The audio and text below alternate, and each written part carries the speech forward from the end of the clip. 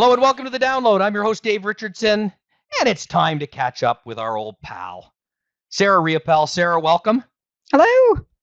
Sarah manages all of the portfolio solutions at RBC Global Asset Management. For those of you who have not joined us before, which is just terrible, you should join us every week, and because you never know when Sarah's going to make an appearance, and she's fantastic, as you're about to find out. Sarah, how you doing?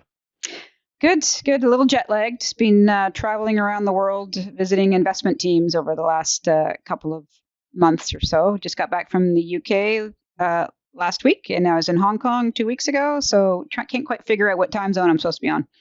Yeah. So see, I knew you were going to Hong Kong. I didn't know you were going back to the UK because we've been there together a couple of times this year Yep. in the UK. But anything important to report back from those visits, or is that No. what we're going to be discussing? You're going to have it No. all wrapped up into what we're going to discuss today.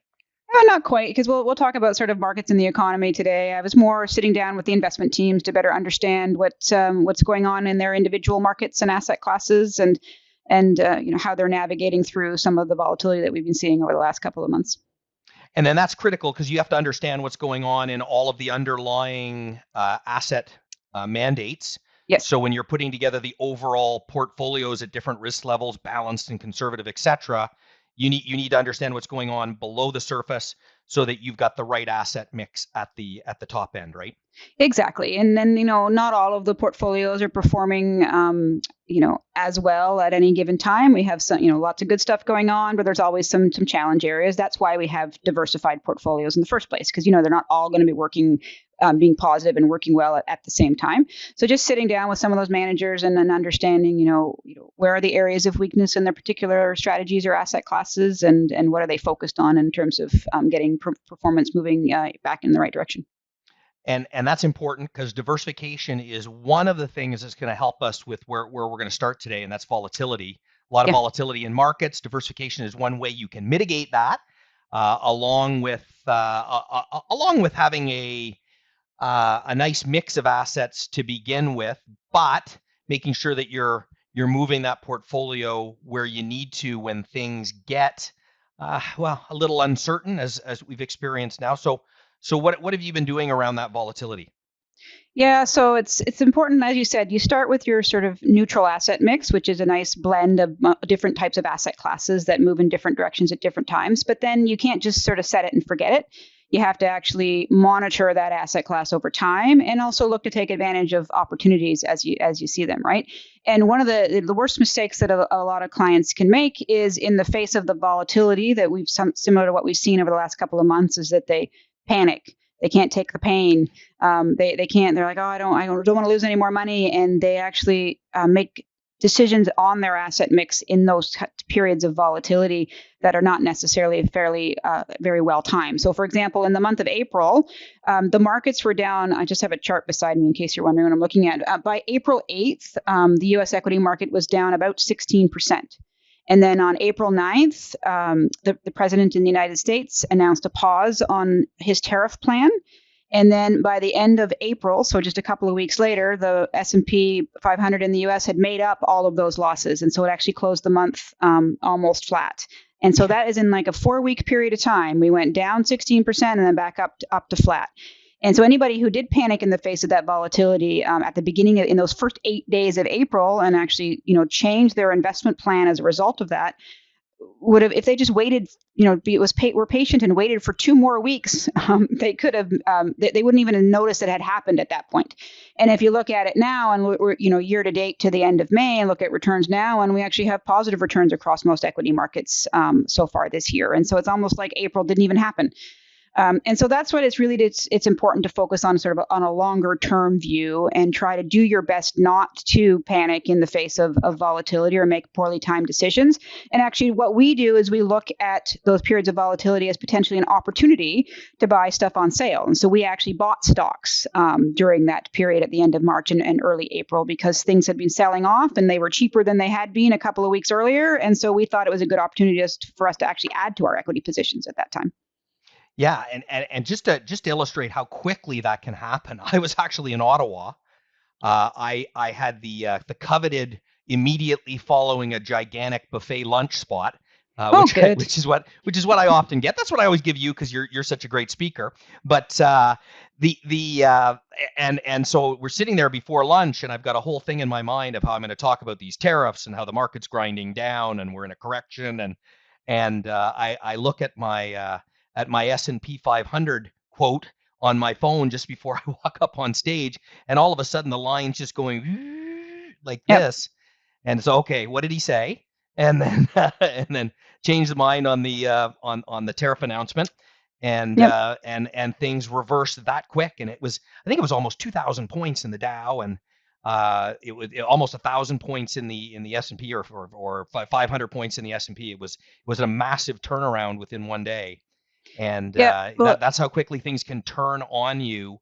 Which is why you've got to have that long-term focus and diversification. What I like about diversification and having a diversified portfolio is it allows you don't feel the full brunt of one of those downward moves, so that you don't react as emotionally and make that call at exactly the wrong time and hurt yourself long term.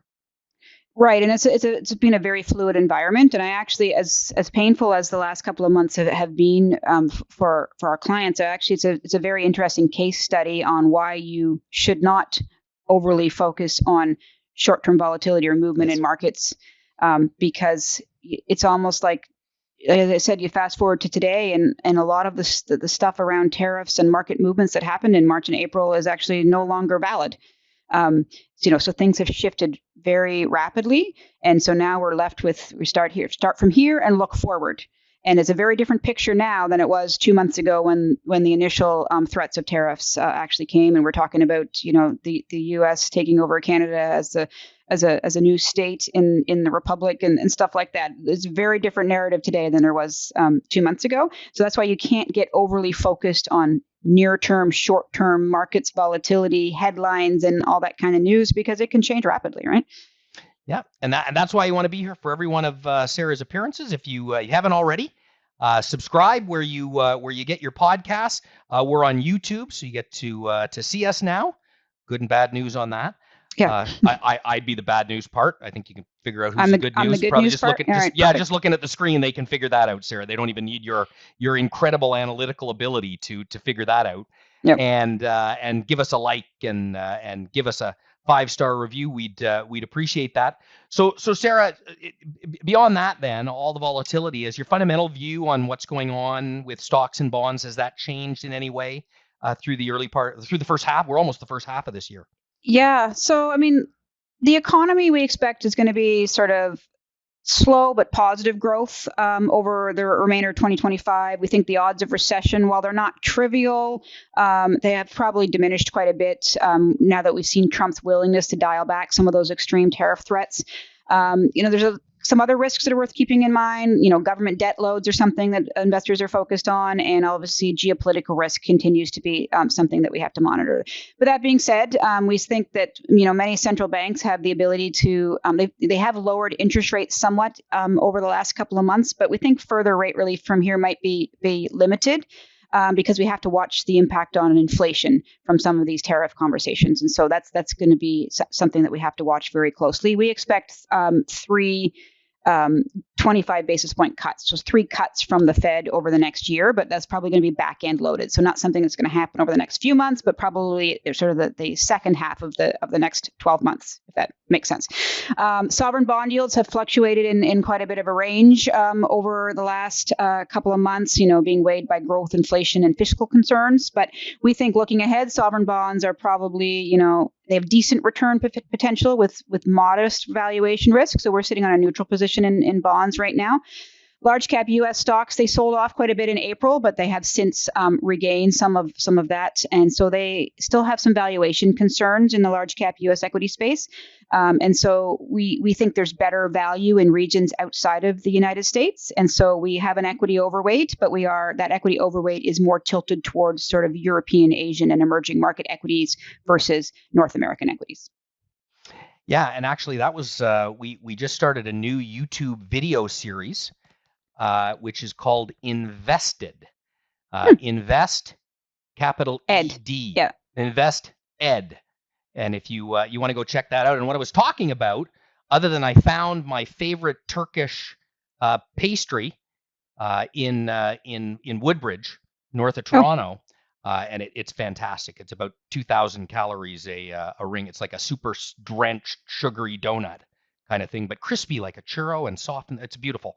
But talking about how there's so many great things from all around the world to eat, lots of great things all around the world to invest in, and where we got to at earlier this year to the tail end of last year is we just got to a point where the U.S. was expensive compared to everything else. Again, doesn't mean that it can't go higher, but you're getting better value elsewhere, and that's what you've been taking advantage at in terms of where you've made shifts in the portfolio. yeah. So we're not divesting of the U.S. Yeah. by any means because we do still think that there's return potential there. But when you look at it on a relative basis, relative to where we see opportunities in other areas of the market, we do see better value in Europe and Asia, and also we have a view on the U.S. dollar that is pushing us towards non-U.S. dollar denominated assets as well. So it's not just about the valuations and the opportunity in the markets themselves, but it's about the currency adjusted potential in those markets as well. So that's why as I said, we're underweight North America. Is our biggest underweight, slightly underweight Canada because of some concerns about how closely our economy is tied to the U.S. economy and some of those tariff threats, and then overweight Europe, Asia, and emerging markets.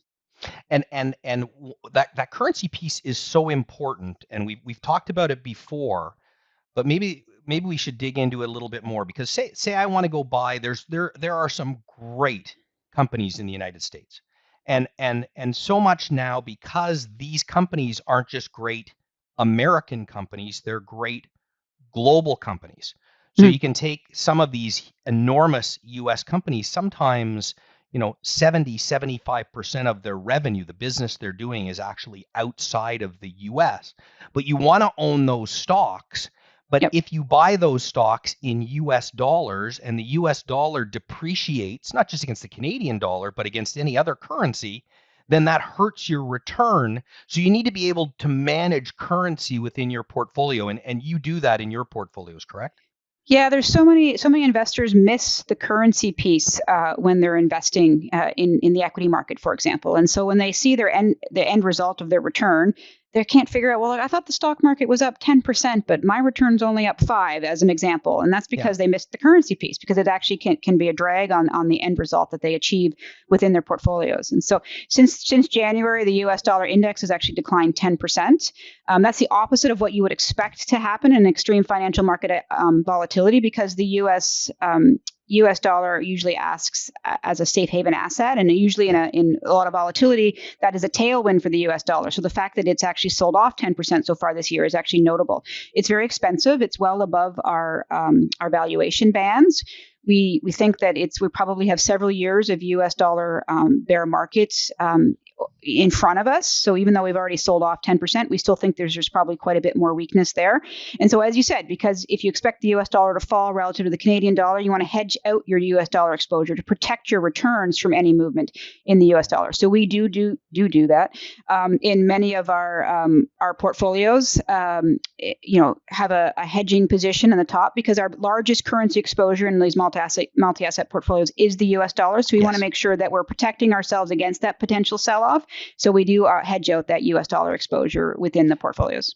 Yeah, and that's so important, because most of the investors in these portfolios, this is although I know we have U.S. listeners, we're generally talking about the Canadian markets here, and we're focusing on Canadian investors, and so that's important for them, because at some point you're going to be bringing those dollars home, and in many cases, people are going to be converting them back into Canadian dollars. So that exchange rate is important. Now, correct me if I'm wrong here, but over long periods of time, it's not as important, because things kind of even out. They go in cycles. But in shorter periods of time, it can make a huge difference in terms of your returns. Yeah, absolutely. The US dollar moves generally in 7 to 9 year cycles. And so we're at the end and have just rolled over on, I'm guessing a little bit, but I think it's about a 9-year bull market in the US dollar, and that has rolled over now, and we've got to extreme overvalued situation with the US dollar that's starting to roll over now. And so that's where we expect a bear market, and we expect that bear market to last for several years, because the average cycle in the US dollar is around 7 years. So they do last for quite a long time. So you're right. It generally tends to sort of smooth itself out over very long periods of time.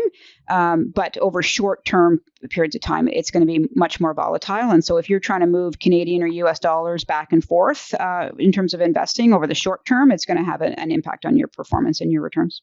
Yeah, in my lifetime, the Canadian dollar has been somewhere between 62 cents US and $1.10 US. That's just in my lifetime, and I'm a young man.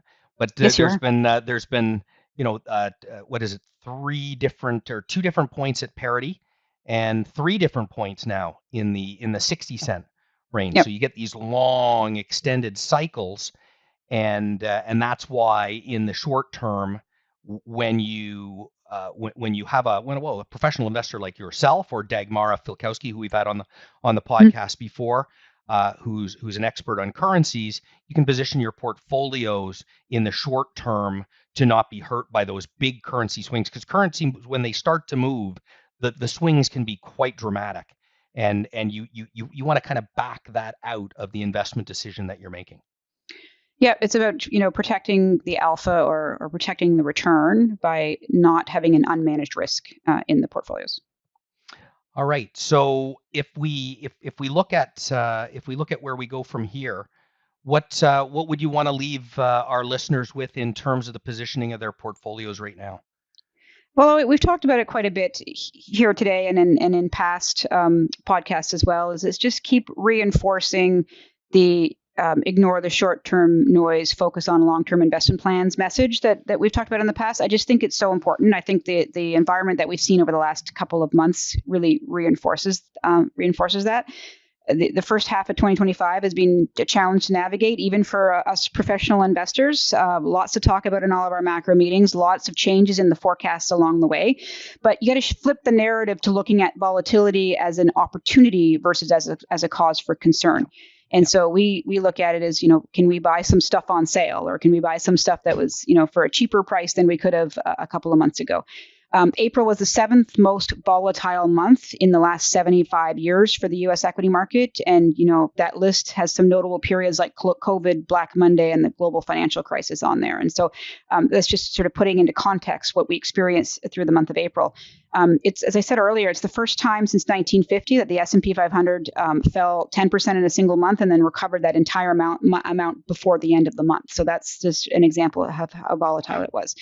And so, the key here is understanding that markets are volatile. Markets go up and down. There's always going to be uncertainty. It's how you react or respond to that uncertainty that's going to make or break your investment performance or your investment portfolio. So you just got to make sure that you have resilient portfolios that are built to withstand all possible range of outcomes. And that's going to help lead to smoother, more consistent returns over the long term and keep our investors invested as opposed to panicking in the face of that volatility. And I just think that's a really important message to continue to reinforce whenever we have the opportunity. Yeah, if you're watching markets daily, right, and you're thinking that you've been seeing more volatility than normal, you are correct. And Sarah just confirmed that. It has been an unusual year. And again, if you go back and listen to what we were talking about last year, and when we had Sarah on, we were talking about the potential setup for more volatility as we moved into 2025. And that was particularly around the US equity markets. And sure enough, they have delivered. And you never know exactly what's going to trigger that. But generally, when markets are expensive, right, and then you get you come into a new political arena, so to speak, that can be a trigger, and that's what we've seen, and we've seen that volatility. Although, and this is the amazing thing sometimes about markets, if I'm just checking markets once a month, and I check markets at the end of March, and I went, oh, okay, that seems okay, and then I just woke up and checked markets at on the 1st of May. You might not have thought a whole lot happened if you weren't watching every day. And this is the whole idea that over the long term that those things smooth out. And that's why we always talk about the long term. It's not just something that an investment manager says to get you to not pay attention to what's going on day to day, but to say that you get that consistency over the long term. And that's what you're really looking for as you're putting together a financial investment plan. And that's how you end up being successful with that patience and focusing on that long-term plan.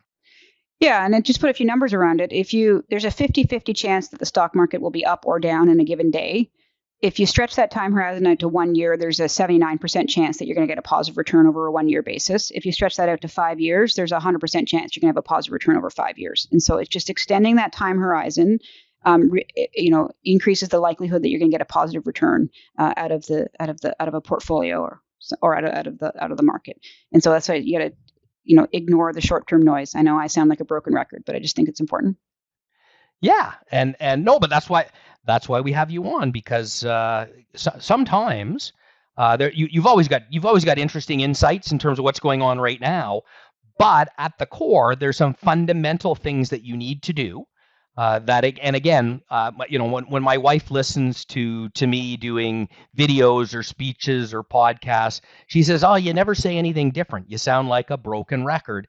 But those fundamental basics, those principles, are generally the things that are going to make you successful over the long haul, that will make you feel like you don't know what you're doing in the short term sometimes. But if you just stick with those fundamentals, you're generally going to be successful and not panic and not overreact.